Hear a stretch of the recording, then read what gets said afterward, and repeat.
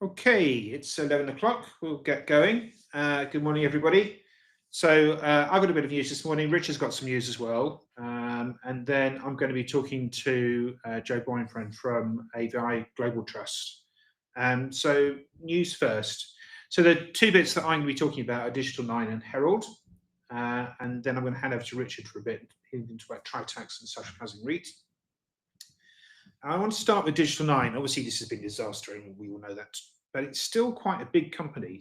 We forget how much money this company raised back in the day. And it's trading on an enormous discount, about 70%. That's actually not to a current NAV, as we'll explain in a second. And the old dividend is way gone. So, in terms of what's been going on recently, in December, we got the new manager finally in place, although it's been involved for a while now. So what's going on with the portfolio isn't directly just because Infrared has taken charge. What we have got, though, is a couple of disposals. The first of those happened right at the end of the year, normally in places of very bad news. And they sold their undersea cable investment, EMIC, which is trying to run a cable basically from Europe to India. And it had to go through the Red Sea. And the Yemeni problems down there meant that basically the construction couldn't be completed. They've sold it for less than it was valued at the end of June. It took about 0.7p off the NAV, but it did free them up from commitments that they had to future construction costs. So that's obviously very good news. And it did actually bring in some cash. So that cash is going to come in relatively quickly. So in March 2025. So that's all a tick, really, even though it looked like quite bad news at the time. But this latest disposal looks like a complete disaster. So EMIC was a sort of side sheet of this thing, Aquacomms, and it's quite a big investment for Digital 9. They originally invested £170 million in it in April 2021, and I think they've committed more money to it since. By the end of December 2023, you can see it was valued at 283 million. They wrote that down enormously in June, and I think we talked about it at the time, down to 75 million. And we thought, well, that's dreadful. That must be kitchen sinks. But actually, the price that they've got for it is only 48, which is, disaster. So in terms of what's been sold, it owns 3 transatlantic cables and 2 UK island cables, and it has some exposure to a UK Europe one as well. All of these are operational, so all of them are already earning money. And so you'd think that then there was a little room for it to be sort of a disaster. The other thing is it's going to take about 12 months to complete this. So we're going to have to hang around for the money. All in all, really not bad news and a good reason for the share price to dive.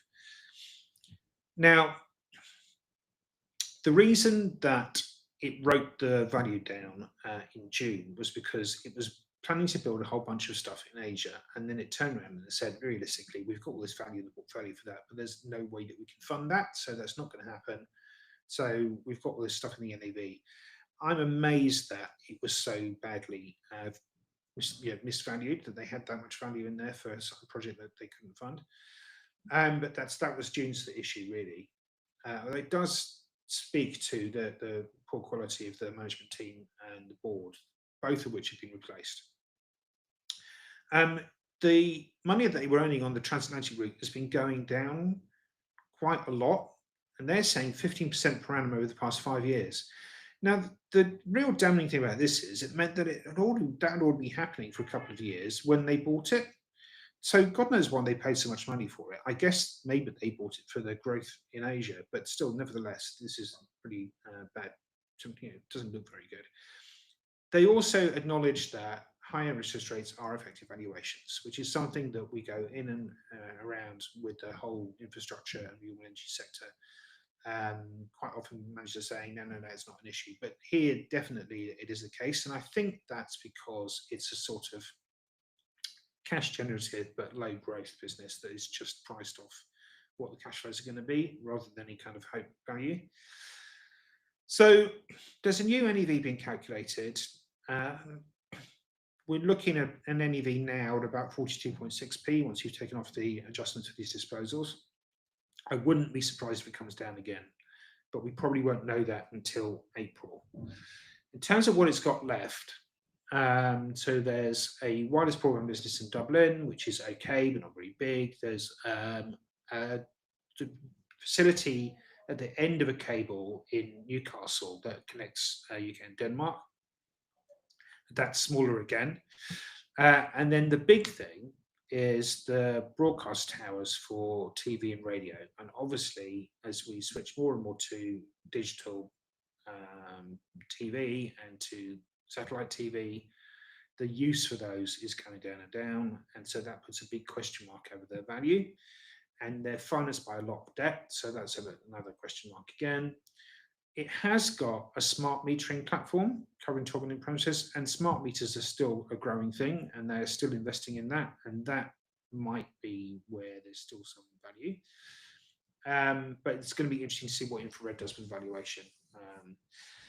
So there's some other wrinkles around this as well. It's got inflation linked within the structure, which is not great. Obviously, what's been going on with inflation. There's also some vendor loan notes. So when they bought it, they basically structured it with this debt in place. That means they owe the seller that they bought it from £163 million. They're not paying the interest on that. That's rolling up within it. So that's another 17 million. The interest rate's going to go up because I think the original plan was to pay that vendor loan note off definitely before the interest rate starts going up in June, but that goes up every year then by 1%. And then they have to pay the money back in October 2029. So that all is a complication that's going to affect how much they can get for it.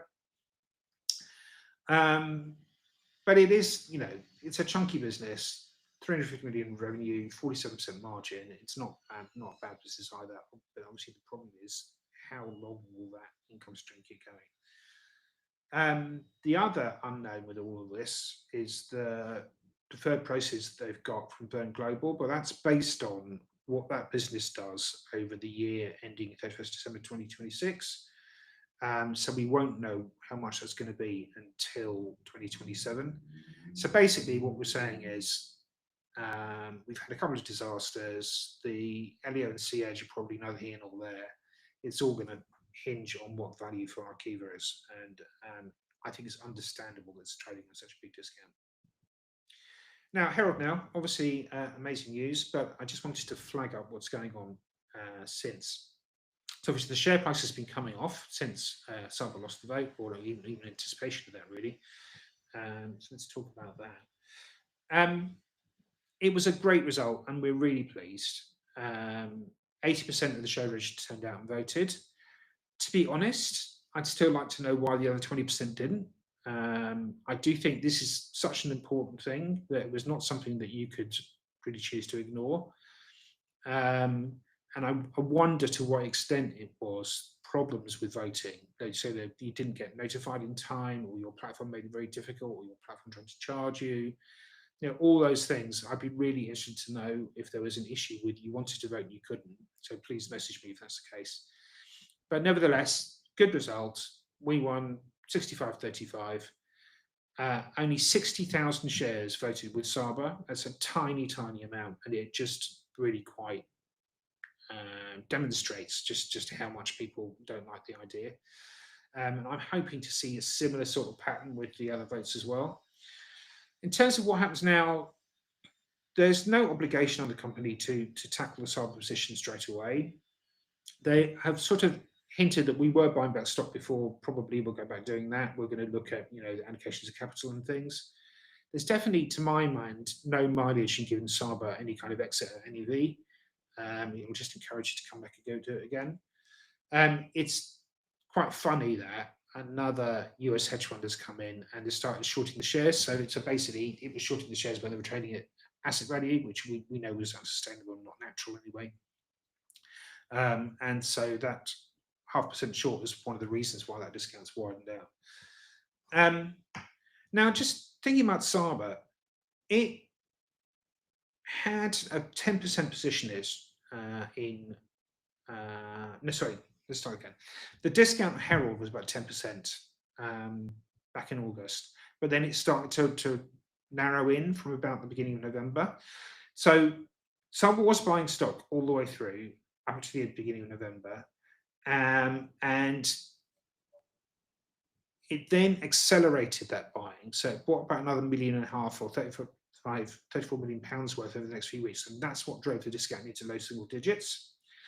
And then it said it had 18.5% of Herald when it requisitioned it, although only 3% was actually written in his name. The rest was held through these sort of stock swaps with big brokers like Jefferies and Barclays and people.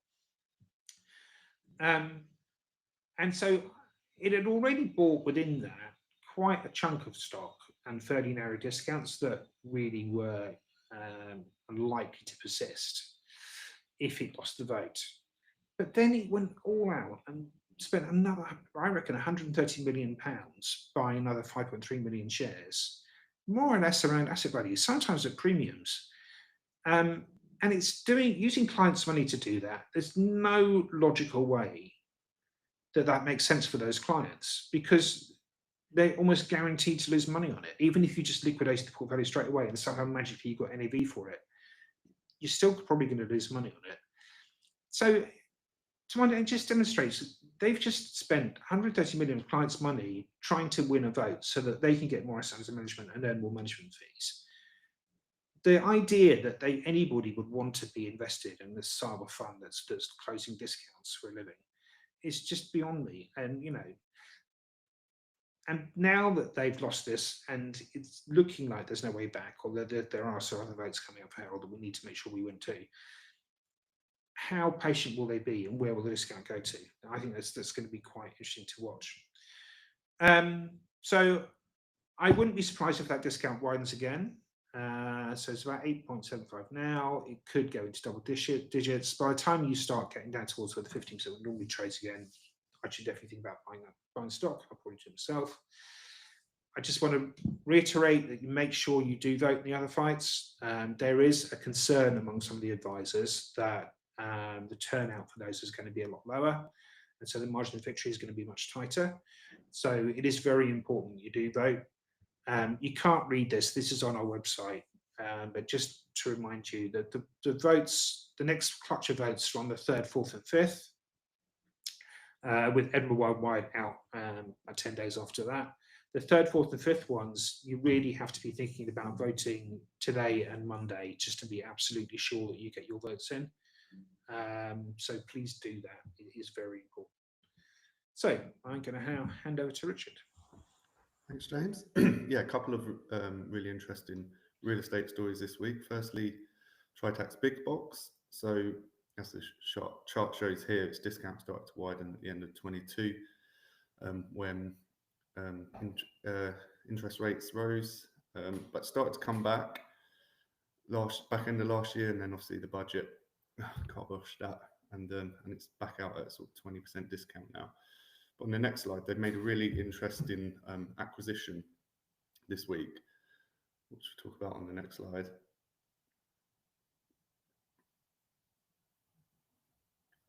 So they bought a site near Heathrow, and they're going to develop a data center. So they're going really big on data centers now, which is a play on sort of AI and AI infrastructure, and we've obviously seen it booming in the US, and that's going to follow over here.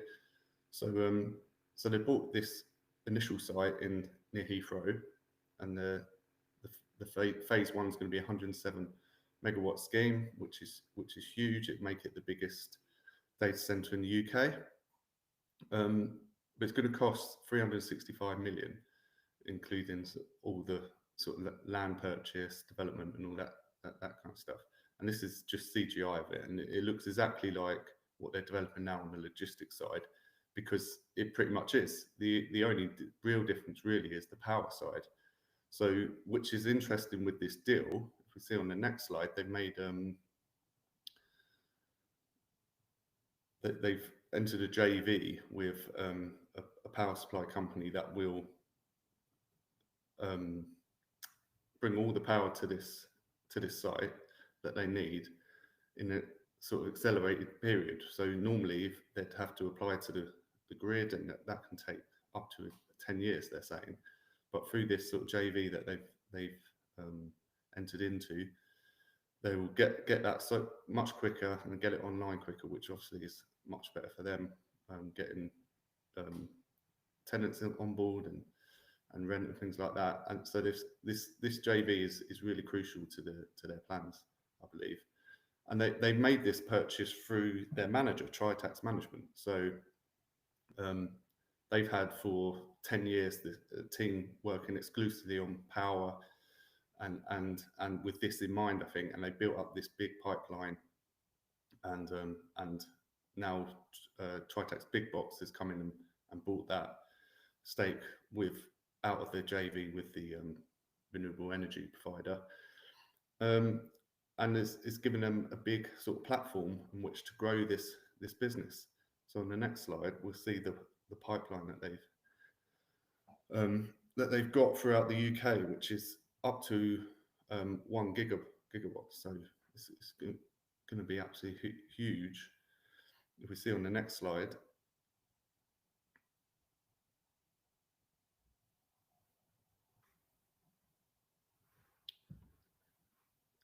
so yeah, the pipeline, like I said, one gigawatt, which is huge. Further opportunities across the UK, mainly in the southeast and the Midlands, and they'll look to sort of get these going from 2028 onwards. And the Big Box has the first right of refusal on this, so it's Tritax Management that owns the rights to these sites, and Big Box will have first right to refusal on them when they come up. And it would make Big Box the largest data centre operator in the UK by a long way. So it's really exciting stuff for them, and it's exciting because of the demand side. So we see on the next slide the sort of the fundamentals. So the one after this, there we go. The fundamentals for the sector are huge. So we're looking at sort of growth of 22% annually over the next 5 to 7 years, because of the demand side, basically. And on the next slide, we go into sort of where that demand is coming from. So the hyperscalers have announced so far that there's about £25 billion of capex on data centres in the UK. Like I said, 22% annually demand growth from 2023 to 2030.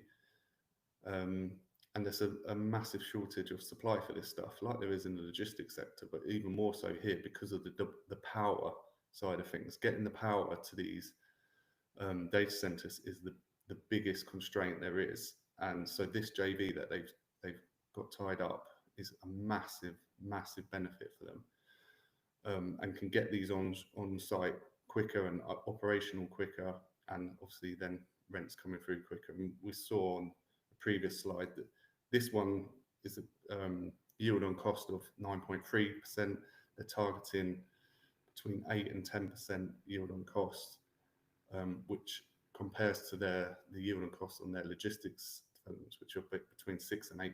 So and then when these data centers are operational and stabilized, the yield on those drops to about 5%. So you can really see the investment uplift, the valuation uplift that they'll get once these are built and then operational. And another interesting point is that data centers have been classified as critical national infrastructure now in the UK. So all looking good for them. So on to social housing REIT now. They're a lot smaller companies, so they've having troubles over the last few years, with a couple of tenants that have sort of non-performing. And then we had the short seller attack on Civitas a few years ago. And then it got caught up with the home REIT stuff unfairly, because it's two completely different sectors. But there you go. But they recently announced, recently given the management contract to Atrato, which took over the 1st of this month. So they've been in seat for about 3 weeks now, and we went to see them a couple of weeks ago, and it does look promising that they'll get this turned around. But one of the problem, Charles, they got at the moment is, as we see on the next slide, is one of their tenants, MySpace, is having quite substantial financial difficulties, hasn't paid any rent for the last sort of 6 months or anything. So they're looking to sort that out. So if we go back to by proposing a change to their investment policy. So they're looking to increase the maximum exposure that they can have to any one provider to 35% from the current 30%, and then bringing a limit on the top 2 providers to not exceed 55%. They also talked about removing a commitment not to seek disposal. So you can probably see that there's going to be some portfolio sales coming up. And the meeting to vote on this is on the 10th of Feb. So as I was saying about the MySpace tenant, so they've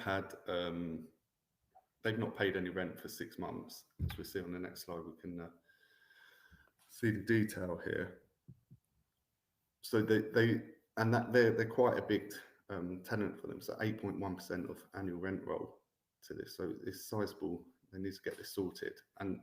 But it's not as easy as just transferring it over to a new provider like they did with Parasol last year, which is another tenant that was in difficulties. Because the MySpace portfolio has some of the properties on there, they provide services to care for the residents, which is not normally the case with this stuff. So these have to be out, and they're normally outsourced to a care provider, but not in these cases. So this limits the amount of potential providers that they could transfer these leases over to, which is why they want to increase the concentration onto up to 35% on one tenant. That obviously brings in concentration risk, but their argument is that actually they're going to have fewer but higher quality providers, which actually makes sense in this space, as we've seen over the last sort of 5-10 years, that some of the smaller guys are just not worth having on your rent roll. So to have a narrower concentration on the higher qualities makes sense to us. And like I said earlier, the new management team, they seem really really good, and I'm really looking forward to seeing what they do with this portfolio, because it does need to turn around. It does a lot of good, and it just hasn't had a good rap, but hopefully that will improve. Thank you, Richard. Apologies, I couldn't hear you the first bit, but we've sorted that out now. So, which is why you probably saved me about the slide, and I wasn't with the slide, but there we go.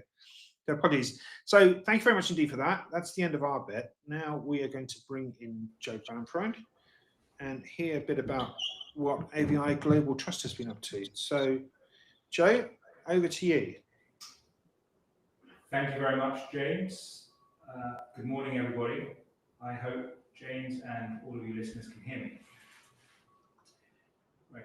So what I'll do over the next few minutes is talk about AVI Global Trust, highlight some of the features of the global market, and then discuss how AVI Global is positioned within that broader market context. And as usual at the end, very happy to take any questions.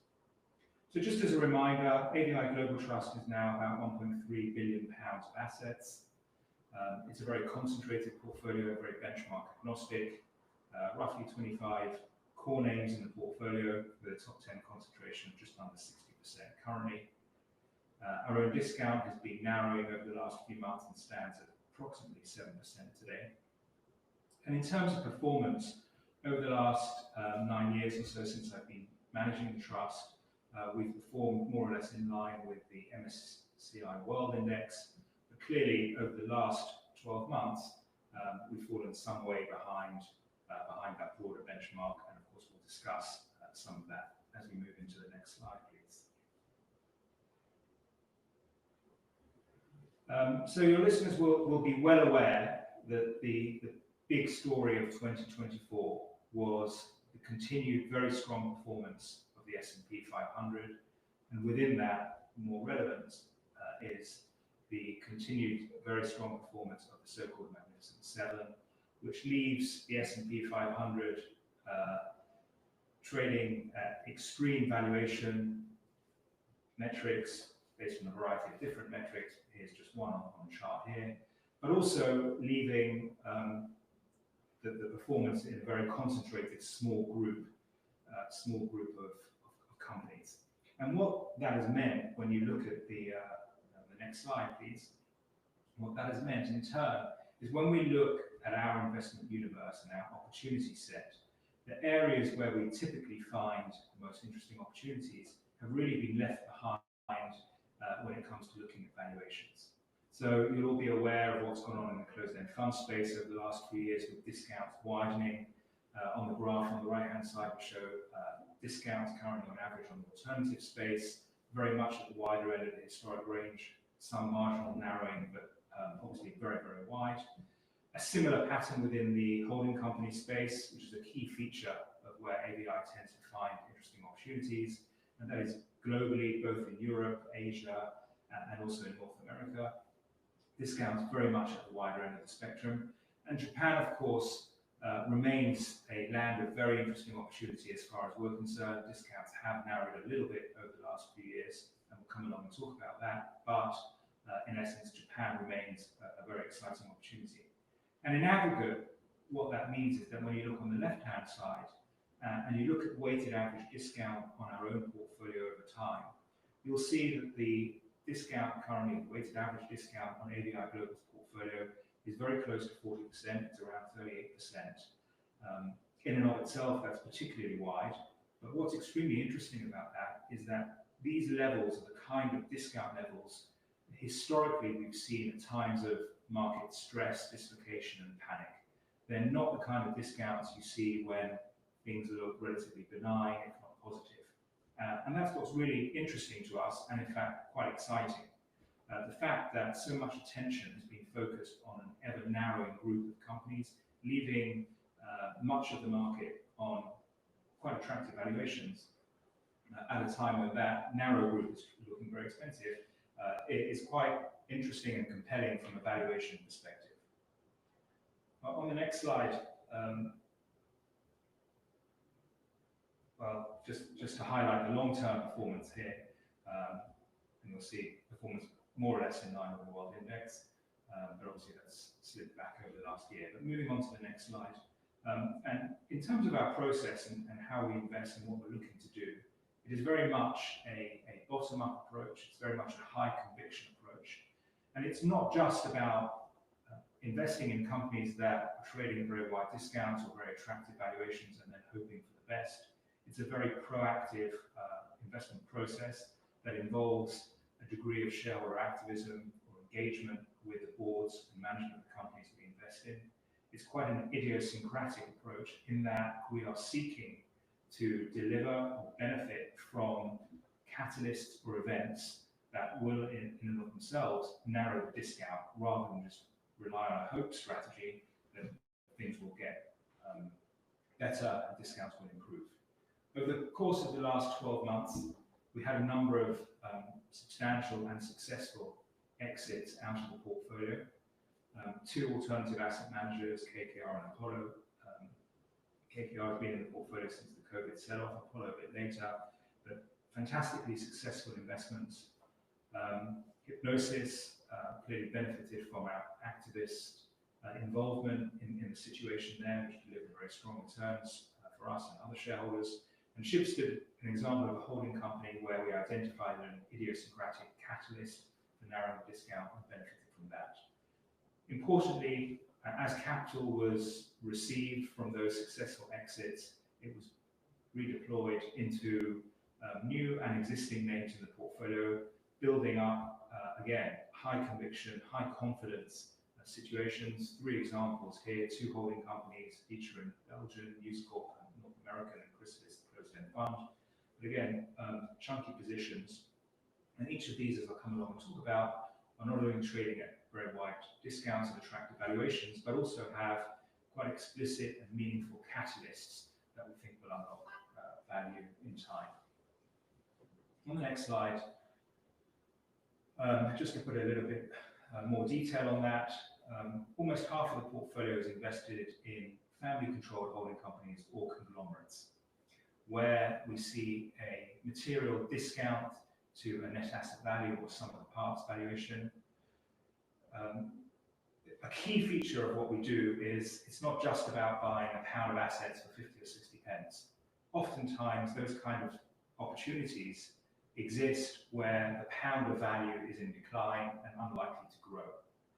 We differentiate ourselves from many other value-minded investors by focusing on the asset quality. And that goes for not only the holding company space, but also the rest of the portfolio.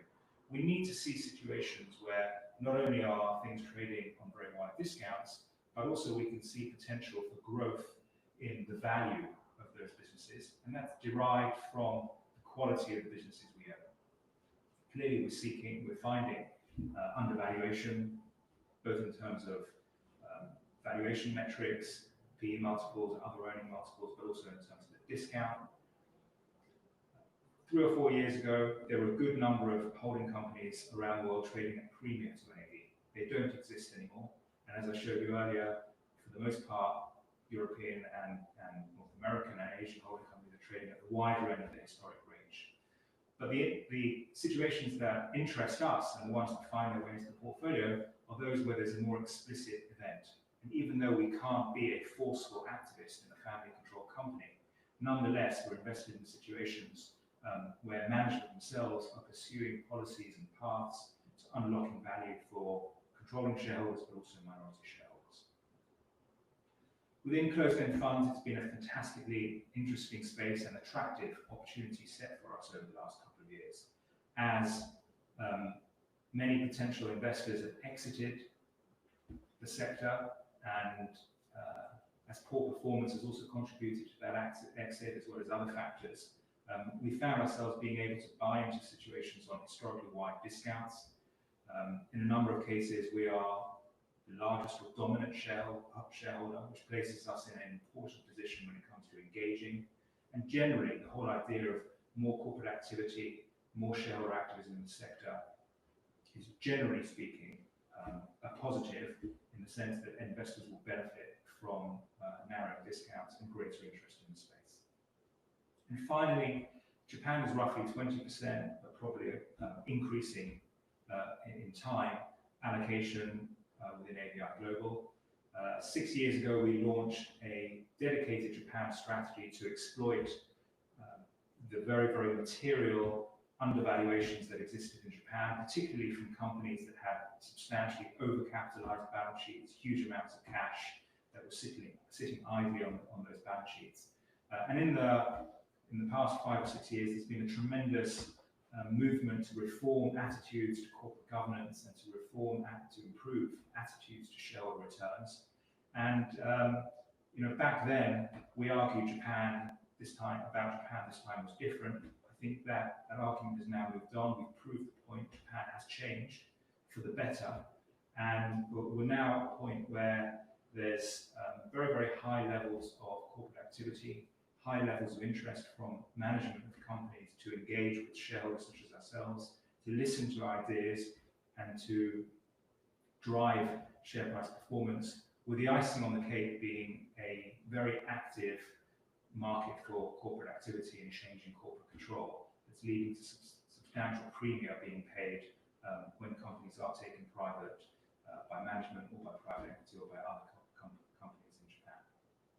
So in all 3 areas where the portfolio is largely exposed to, we're seeing record-wide discounts as well as very explicit indications of idiosyncratic events or catalysts to narrow those discounts. So if we move on, we'll come back to this at the end. But this is the entire portfolio, and I'm happy to take questions on any of those. But before we do that, let me just give you 3 examples amongst our largest investments currently to illustrate the points I've made. So on the next slide, we start with News Corp, well known to many investors as being the family-controlled holding company of Rupert Murdoch. In meetings, this often raises eyebrows, and Rupert Murdoch's reputation for looking after himself and his family as opposed to shareholders is an issue. But let's just start from basics here. What we look for at AVI is good quality businesses trading at substantial discounts with the potential for something to happen. In the case of News Corp, there are essentially two businesses that are the key to understanding the situation. The first is REA Group, which is a listed Australian company. News Corp are the majority shareholders in REA Group. They've owned it for a number of years. It's been a tremendously successful investment for them. And REA Group might be a familiar name to listeners. This is the Rightmove equivalent of Australia, and indeed REA Group attempted to launch a takeover bid for Rightmove some months ago, which didn't go anywhere. So it's a market leader, well ahead of its competitors, and it's a very high margin, profitable business. When we look at the share price currently, it's roughly $28 a share of News Corp. Of that $28, the value of the stake in REA Group represents around $21. So a meaningful, substantial proportion of the current share price is covered by the stake in REA Group, which leaves the rest of the assets, which are unlisted, valued for around $7, which breaks back to an earnings multiple of around 3.5 times. Now, what do you get for your 3.5 times? The jewel in the crown here is the 100% stake that News Corp owns in Dow Jones. Now, Dow Jones itself has two key businesses within it. The first is Wall Street Journal, and the second is a business called Opus. Wall Street Journal, very successful media company, now largely online, very, very profitable, successfully transformed from print to an online presence with a strong, large subscription base. Opus is a business that is similar to Bloomberg, but focused on the commodity space, primarily the oil trading sector. Again, it's a very, very high margin, attractive business. And that's what you're getting for 3.5 times earnings. Now, what could it be worth? Well, the closest peer is the New York Times, which has a listing on the US Stock Exchange. It doesn't have the Opus business, but it has the media business, and that trades at a high teen multiple. So it gives you some indication of the materiality of the discount that exists on the group. Now, what might happen? Clearly, Rupert Murdoch and his family are not going to listen to us. We may have dialogues with management, but they'll do what's good for them.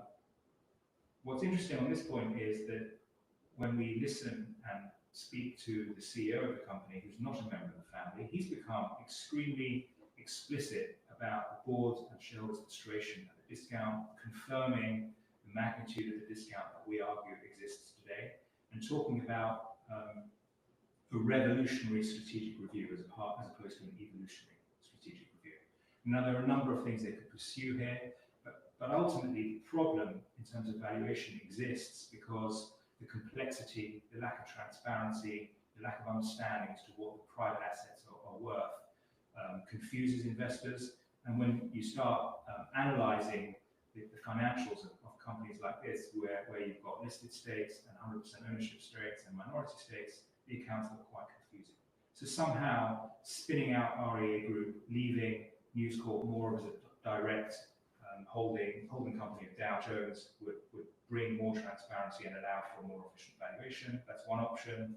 A transaction of Dow Jones that would disclose the true value would be another option. But all these things, I'm sure, are being considered.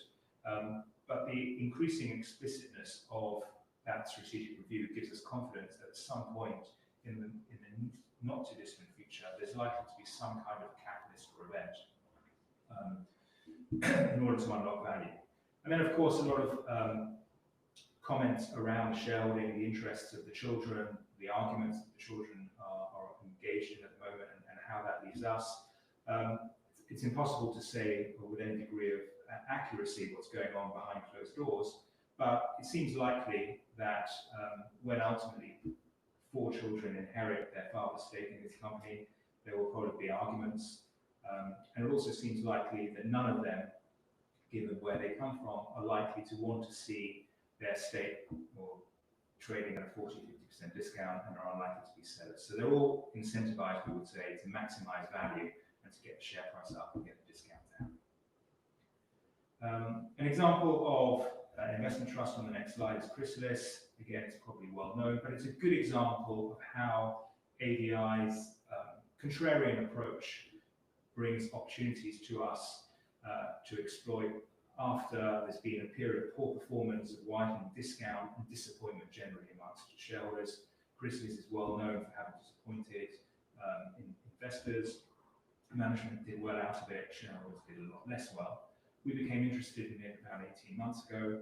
At the time, NAVs had been written down, discounts had widened, but also we noticed that there was probably an improvement in the environment for exits. Valuations had stopped declining, there was potential upside to come through, and we see that really now coming to the fore when we see indications that Klarna, big holding within Chrysalis, is likely to be IPO'd in the next few months, which will probably support the NAV, if not more than support the NAV, bring in cash to the fund.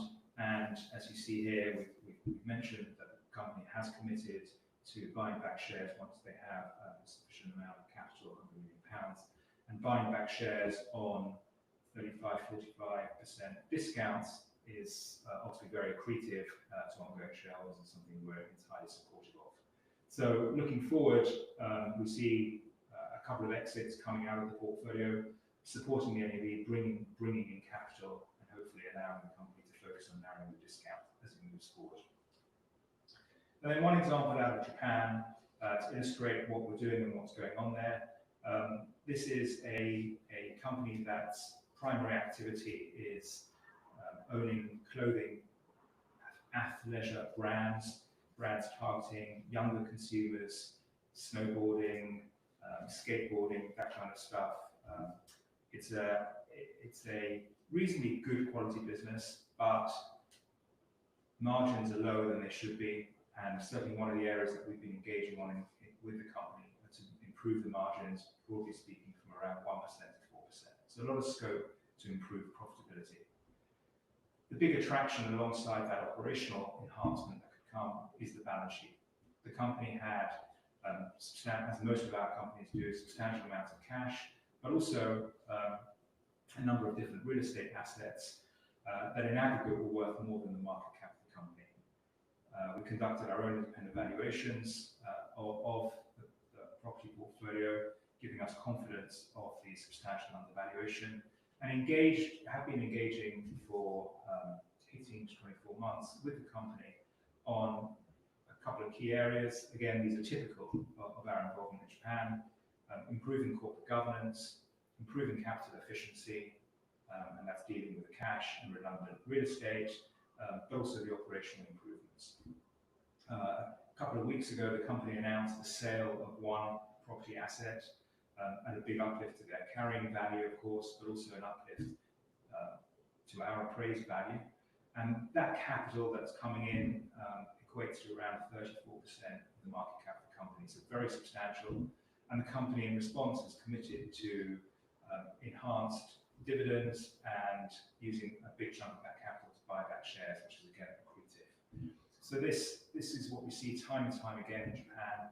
Companies beginning now to focus on shareholder returns, working their businesses much harder to improve long-term profitability, but also taking more short-term measures to improve capital efficiency and thereby demonstrate to shareholders that cash or other assets on the balance sheet do actually mean something. They do belong to shareholders, and they should be considered as something of value rather than something that belongs to the company but to no benefit to the shareholders, which has been the core problem in Japan.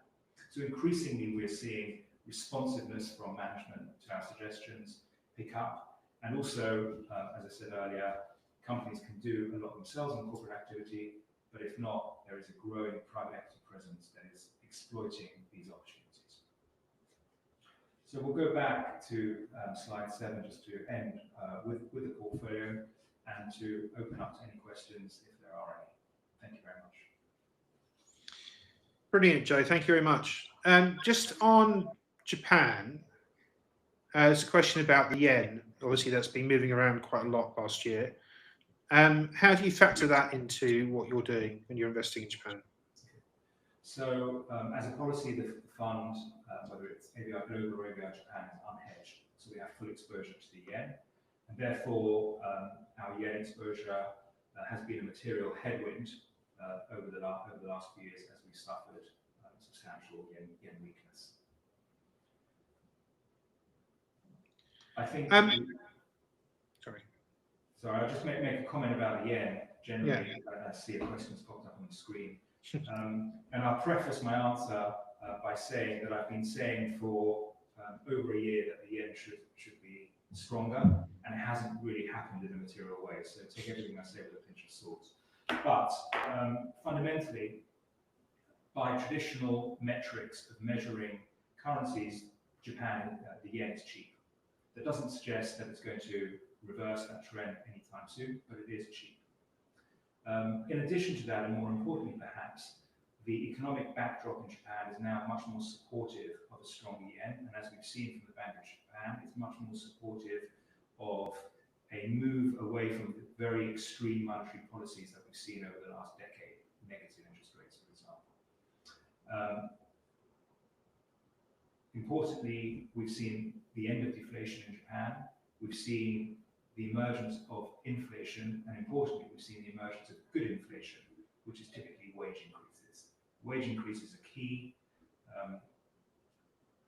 but there's also bad inflation, which is the result of a weak yen pushing up input prices, raw material prices, and consumers are not happy about going to the petrol pump or the supermarket and facing higher prices.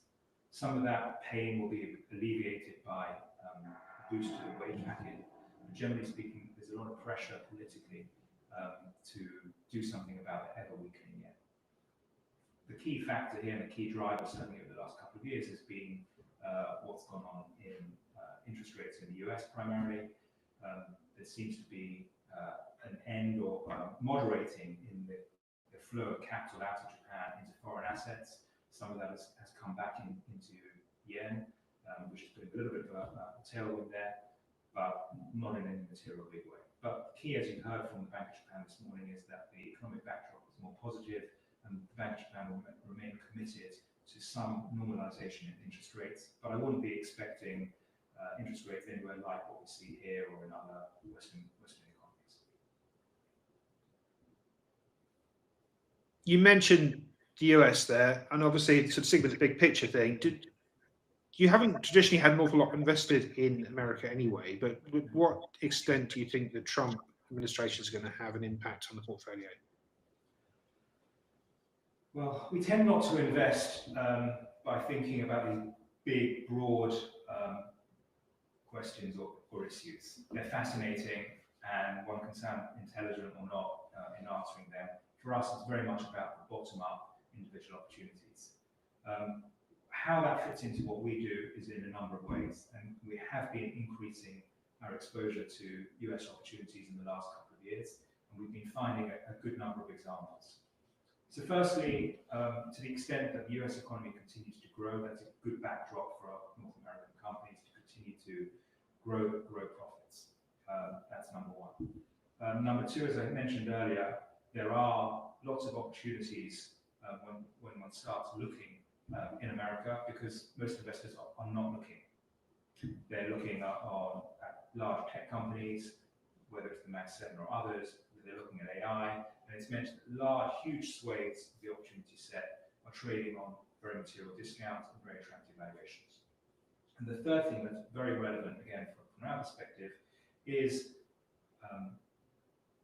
American attitudes towards shareholder returns, capital allocation, and depressed share prices. In short, it's a massive contrast to what we found in Japan 5 years ago, where management and shareholders didn't care about the share price. And therefore, yes, Japan is moving in the right direction, and that's hugely positive.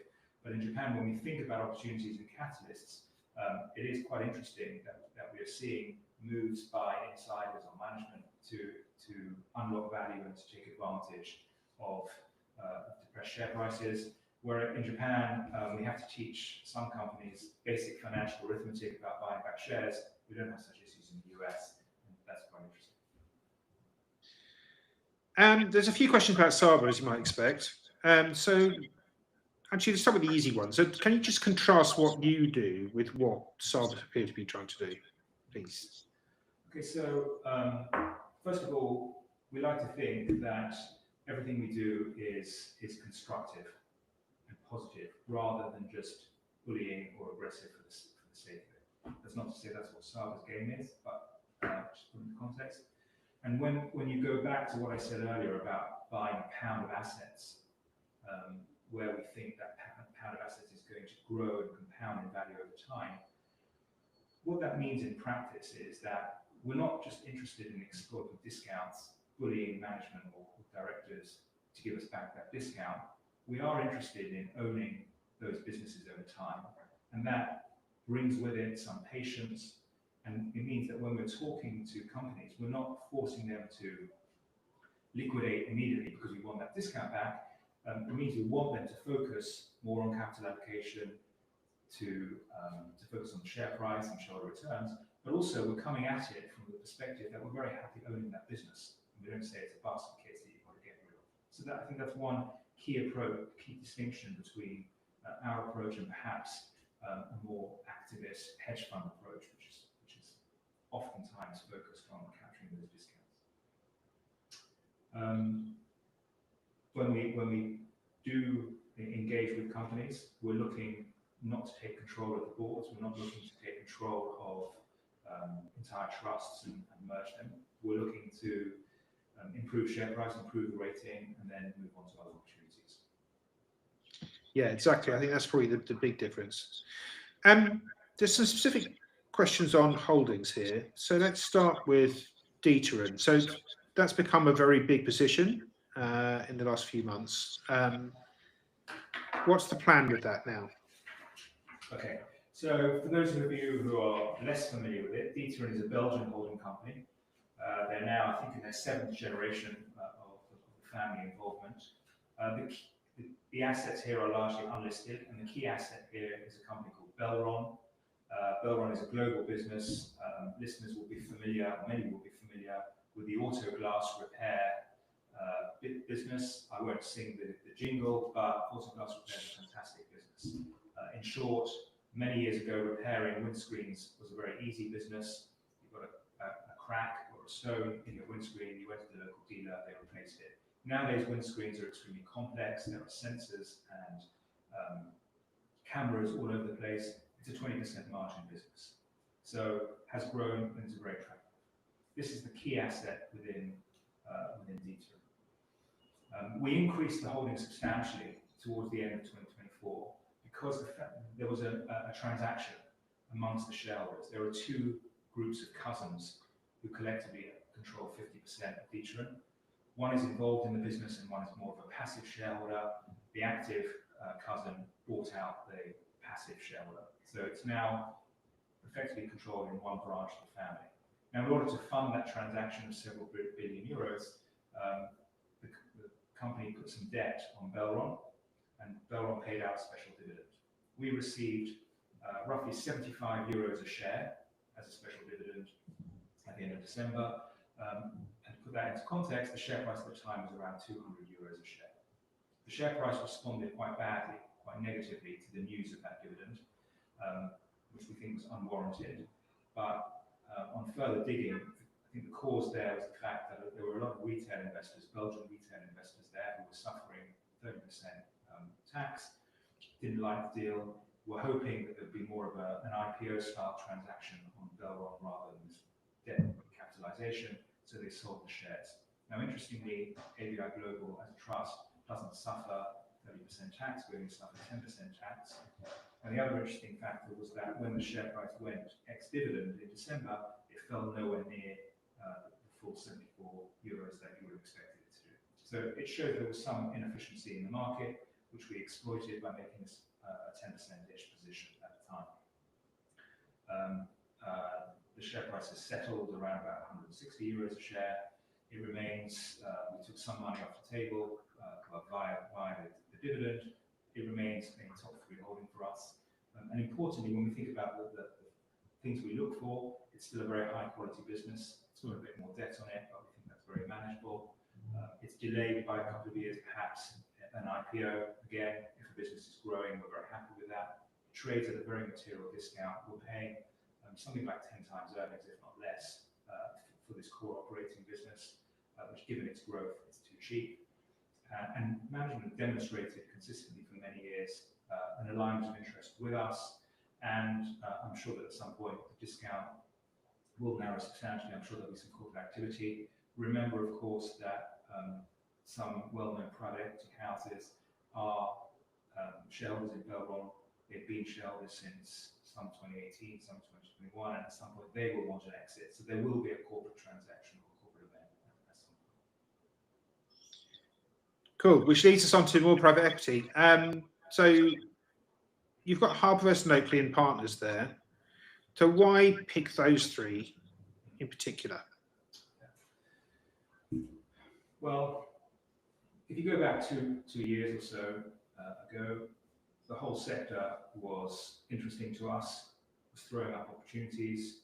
We were almost like a kid in a candy store. And in fact, we had a bit of a scattergun approach, which we don't like really for a long period of time. But at certain points of market transition, it's an approach that we take. And we had a handful, we had up to about a dozen different smallish stakes in a variety of different private equity names and some VC private capital names. The result of that was that we ended up taking some profits in some of the smaller positions, and where we could consolidate that into meaningful stakes in some of the larger names, where we saw perhaps more dislocation in the discount, but perhaps also more angles for us to engage with management. That's typically when you see larger positions for us. In the case of Oakley, it's a very concentrated portfolio relative to the fund-of-fund model, quite transparent, very interesting assets, and we continue to find that very, very interesting, and it has been almost a core position for AVI now for 7 or 8 years.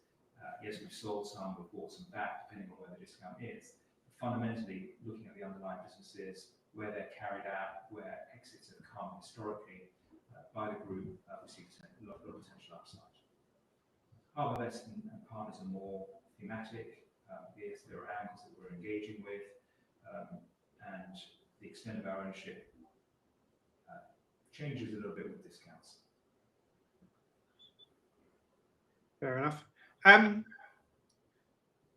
There's another question here about SoftBank, but maybe because you can see there's a SoftBank there in the sort of top 5 or 6, and then there's the SoftBank Group hedge at the bottom. Do you want to sort of explain a bit about how that's working, and also if you have a view on this sort of Stargate, OpenAI, SoftBank joint venture, please? Yeah. Okay. So SoftBank Group, just as a reminder, is a Japanese investment company controlled by Masa Son. The largest investment within that group is Arm, which has obviously been doing extremely well, and not a typical AVI investment, I should add. And alongside that, there's some small listed stakes in the mobile phone business in Japan, SoftBank Corporation, and also exposure to the Vision Fund, the infamous private vehicle through which SoftBank made lots of mixed investments, should we say. Some successful, most not successful. The thing that interested us were really twofold. Number one, back when we took the position 6 months ago, I think it was, the discount was pushing 60%. Really, really wide in absolute terms, very wide in its own historical range as well. And on top of that, Elliott had taken a stake. Elliott had some success with SoftBank some years ago, where they pushed the company to do a buyback. And that's really was an interesting catalyst for us. So when we looked at it, 60% discount, we didn't really see the discount going much wider than that. We saw pressure coming from Elliott, but importantly also, the financial position of SoftBank was very different to the last time Elliott were shareholders. Today, the balance sheet was much stronger. There was very little debt. They got capacity to put some debt, and therefore the scope to release capital and buy back shares and affect that narrowing the discount was much greater today. But as I alluded to, we're not necessarily experts in AI and the tech space. We're not making the argument that ARM is cheap and that we want to own ARM. And so what we've structured here is a position that largely isolates the discount and will result in a profit or loss depending upon the moves in the discount, rather than a profit or loss being dependent upon moves in the share price and the NAV.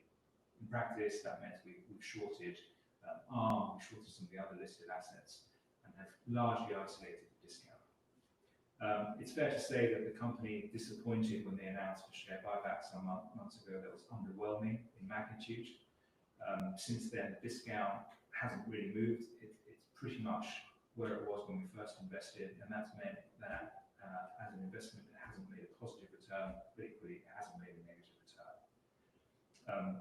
The scope for returns from here is quite attractive given the magnitude of this discount. So if we went from a 60 to a 40% discount, that unlocks quite a meaningful return, quite a high return, which is particularly interesting given the market neutrality of the position. Great. I think we could probably keep going all the way down the portfolio if we had time, but we don't have time, unfortunately. It's 12 o'clock, so we'll wrap up there. But thank you very much indeed, Joe, for talking us through the portfolio today. And we will get you back on again in a year or so. And obviously, we'll be writing notes in the meantime. So for today, thank you very much, and good luck with everything. Thanks a lot. And Thanks for having me back. see you again soon. Thanks, James. We just better linger slightly on the disclaimers, very important. And there again. Very good. We will be back next week, and we're talking to Doug Brody, who's the manager, or now one of the managers of Edinburgh Worldwide, which is the last vote that is Saba has. So the other ones, as I mentioned earlier, are much sooner than that, and please do vote now if you can. But we will see you next week. Thank you.